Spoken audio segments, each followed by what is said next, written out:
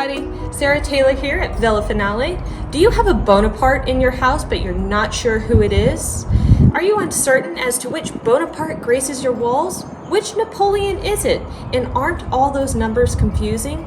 Well, today we're going to give you some helpful hints on how to tell your Bonapartes apart. Does your Bonaparte have dark limp hair? Does he seem to be trying too hard to look like a Roman emperor? Does he look sad, depressed, or maybe even constipated? And does he seem to own nothing other than a military uniform and a bicorn cap? Congratulations, you found Napoleon I. Born in 1769 on the island of Corsica, he joined the French army and quickly rose through the ranks while supporting the French Revolution. In 1799, he staged a coup and was elected the first consul of the French Republic. A mere 3 years later, he crowned himself emperor at the age of 35.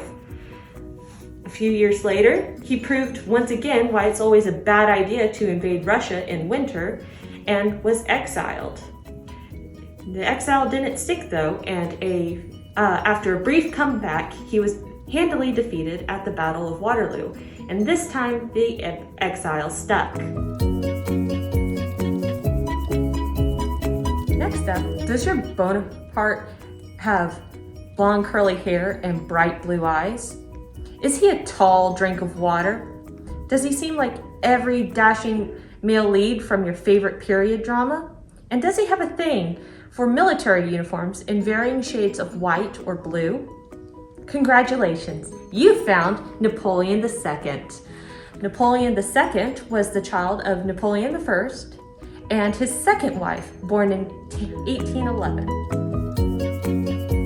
Napoleon II ruled as emperor for all of 16 days following Napoleon I's abdication in 1814, after which little Napoleon and his mother were exiled to Austria. In Austria, he was known as Franz.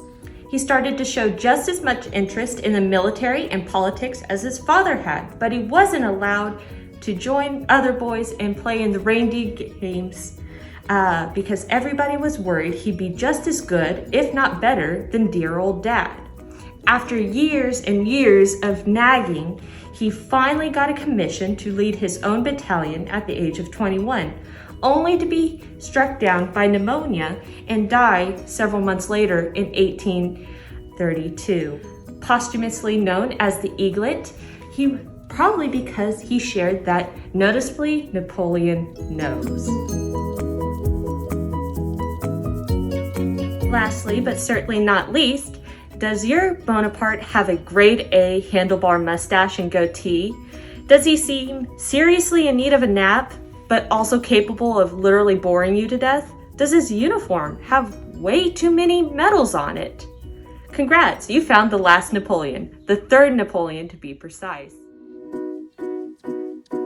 Charles Louis Napoleon Bonaparte was born in 1808 and was the nephew and one-time heir of Napoleon I. After the family's exile after Napoleon I's abdication and the death of Napoleon II, while other family members renounced their claims to the French throne, Louis Napoleon, as he was known, conspicuously did not. He was the embodiment of the phrase, "If you don't succeed, try, try, try again." And indeed he did. Despite leading 4 coup attempts to claim the French throne, nobody took him seriously. He was even sent in exile to America at one point. He managed to get himself elected as president of the French Republic, and then, working so slowly and low-key, that he staged a coup and managed to make himself emperor at the end of his term.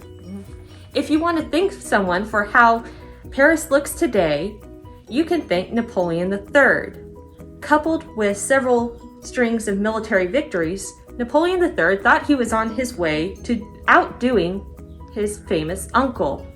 Unfortunately, pride goeth before the fall, and he failed spectacularly. Thank you for joining us, and we hope that you enjoyed these helpful hints in how to tell your Bonapartes apart.